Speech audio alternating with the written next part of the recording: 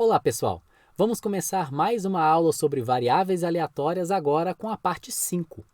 Nas aulas passadas, nós estudamos variáveis aleatórias discretas. E na aula de hoje, nós vamos estudar as variáveis aleatórias contínuas. E a definição é essa: é uma função, assim como no caso anterior, definida no espaço amostral ômega, mas agora assumindo valores no intervalo de números reais. E veja alguns exemplos de variáveis aleatórias contínuas. O comprimento de uma peça, por exemplo, o rendimento que um indivíduo tem no banco, o tempo de duração de uma lâmpada, peso, etc.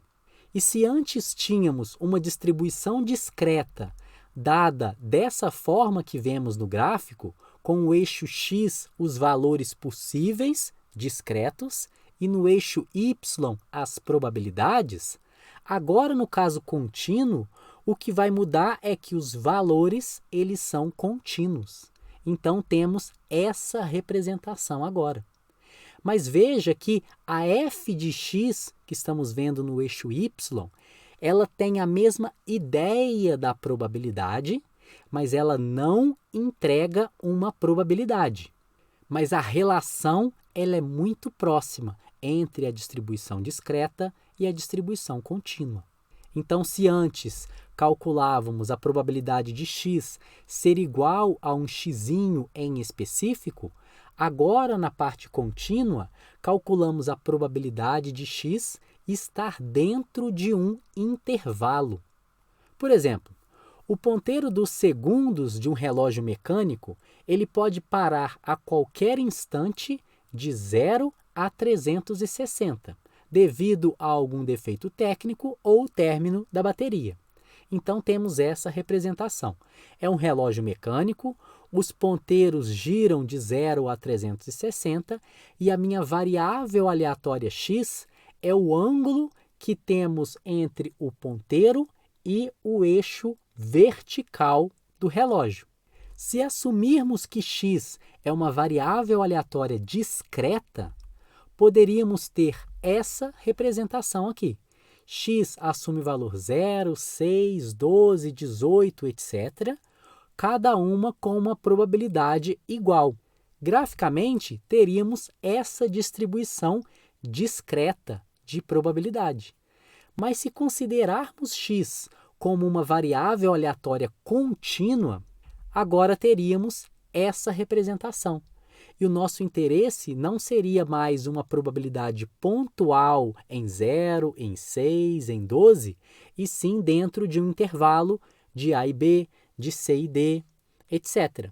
E, novamente, no eixo y, quando temos variável aleatória discreta, ele entrega uma probabilidade. No caso contínuo, a f de x não entrega uma probabilidade diretamente. Isso porque a probabilidade de fato é dada pela integral de a até b dessa f de x.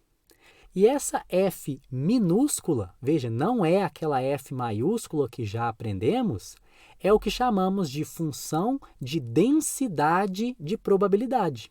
Então, com ela, calculamos probabilidades, muito embora ela, em específico, não nos fornece uma probabilidade diretamente.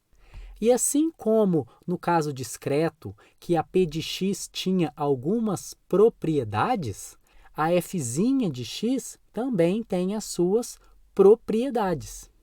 A primeira delas é que f de x é sempre maior ou igual a zero. Em outras palavras, ela só assume valores do eixo horizontal para cima. A segunda propriedade diz que a integral de menos infinito a infinito dessa f de x dx tem que ser igual a 1. Em outras palavras, se eu calcular a área embaixo dessa curva, considerando todos os valores possíveis da minha variável aleatória x, esse resultado tem que ser igual a 1. E de posse dessas duas propriedades, chegamos numa conclusão, que a integral de a até b da minha f de x ela é sempre maior do que zero por conta da propriedade 1 e sempre menor ou igual a 1 por conta da propriedade 2. E veja que o que está dentro dessa desigualdade é exatamente uma probabilidade. Então, a partir das propriedades da FDP, conseguimos encontrar o que já vimos anteriormente sobre probabilidade. Ela é sempre entre 0 e 1, e a soma de todas as probabilidades deve ser igual a 1. Sendo assim, quando calcularmos a integral de a até b, por exemplo, dessa função f de x, estaremos de fato calculando uma probabilidade. Vamos ver um exemplo. A demanda semanal de água potável de uma cadeia de lojas é dada por essa f de x igual a 2x se o x estiver entre 0 e 1. Então, veja que a demanda é a minha variável aleatória, ela é contínua e está entre 0 e 1. Graficamente, o que temos é essa situação aqui. No eixo x, os possíveis valores da minha variável aleatória, no eixo y, a minha fzinha de x. Para verificar se essa f de x é de fato uma função de densidade de probabilidade, ela deve satisfazer as duas propriedades anteriores. A primeira, f de x deve ser maior ou igual a zero. E de fato é, porque a f de x nesse caso é 2x, e como x assume valores entre 0 e 1, a minha fzinha é sempre maior ou igual a zero. E a segunda propriedade diz que a integral entre 0 e 1 da minha f de x tem que ser igual a 1. Então, satisfazendo essas duas propriedades, podemos dizer que a minha f de x, que em princípio é uma função qualquer, é de fato uma função de densidade de probabilidade. Em outras palavras, ela pode representar a distribuição de probabilidade de uma variável aleatória de fato. Então, qualquer função não negativa, satisfazendo a primeira propriedade, cuja área total é igual a 1, satisfazendo a segunda propriedade, pode caracterizar uma função de densidade de probabilidade. Nesse caso, temos 3 exemplos diferentes. Mais um exemplo. O tempo necessário em horas para consertar um Fusca em uma garagem é dado por essa f, que assume o valor de x quando a minha variável aleatória tempo estiver entre 0 e 1, e assume 2 menos x quando a minha variável aleatória tempo estiver entre 1 e 2. Vamos verificar se essa f de x é de fato uma FDP. E para isso tem que satisfazer as duas propriedades que vimos. A primeira, de fato, essa f já satisfaz, porque ela é sempre maior ou igual a zero. E a segunda propriedade diz respeito à integral de menos infinito a infinito dessa função f. E isso é igual a uma integral por partes de menos infinito a zero, e a minha f, nesse caso, é igual a zero, porque estamos na terceira linha da minha função, mais uma integral de 0 a 1 de x dx, porque estamos na primeira linha da minha função, mais a integral de 1 até 2 de 2 menos x, porque, nesse caso, a minha função f de x assume o comportamento de 2 menos x. E, por fim, a integral de 2 até o infinito. Nesse caso, estamos na terceira linha, novamente, a minha função f vai assumir o zero vezes dx. Então, nesse caso, as únicas integrais que assumirão valores positivos é a segunda e a terceira. Na segunda, temos essa situação que resulta em meio. Já na terceira, temos essa resultando também em meio. Ou seja, a integral de menos infinito a infinito da f de x dx é de fato igual a 1.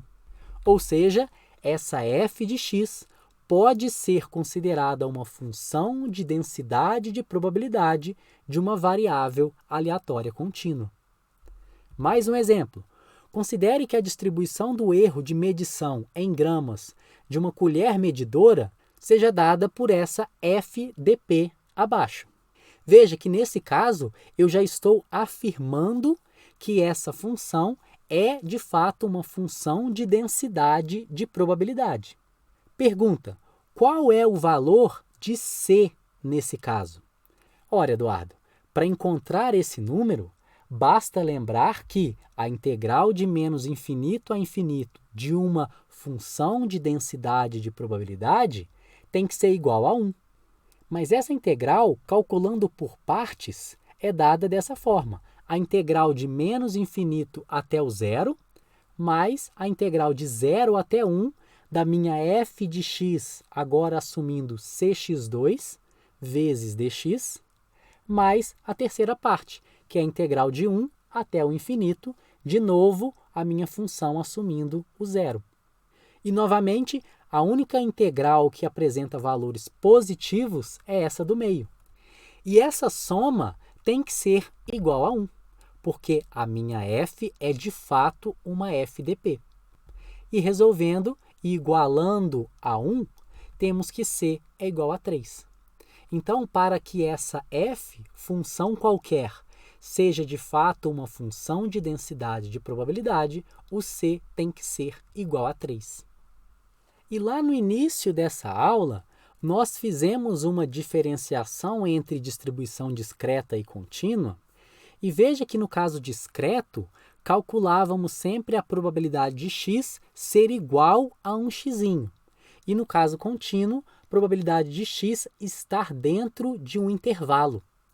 A pergunta que pode surgir é a seguinte: Eduardo, eu poderia calcular no caso contínuo a probabilidade de x ser igual a um valor? Por exemplo, probabilidade de x ser igual a 4? Na verdade, não, porque nesse caso teríamos a integral de a até a da minha f de x, e isso é igual a zero. Então, no caso contínuo, sempre calculamos probabilidades dentro de um intervalo, porque probabilidades pontuais são todas iguais a zero. E por isso que nesse caso não faz diferença para a gente calcular a probabilidade de x estar entre A e B, incluindo ou não o A e o B, porque as probabilidades pontuais de A e B são iguais a zero. Não vai alterar o meu resultado final. Então, essa representação está certa, assim como essas outras duas, considerando somente maior ou maior igual em algumas das desigualdades. Vamos ver mais um exemplo. Vida útil de eletrodomésticos. A vida útil é uma variável aleatória com densidade f dada dessa forma que a gente está vendo. Pergunta: se o tempo de garantia do fabricante é de 6 meses, ou seja, meio ano, veja que a minha variável aleatória está dada em anos, qual a proporção de aparelhos devem usar essa garantia? Novamente, transformar essa frase em uma probabilidade.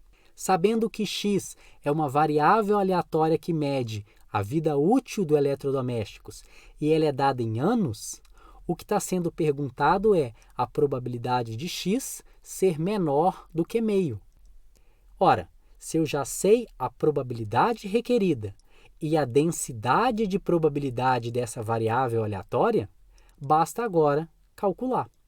Nesse caso, é a integral de 0 até meio da minha f de x, que é dada dessa forma, dx.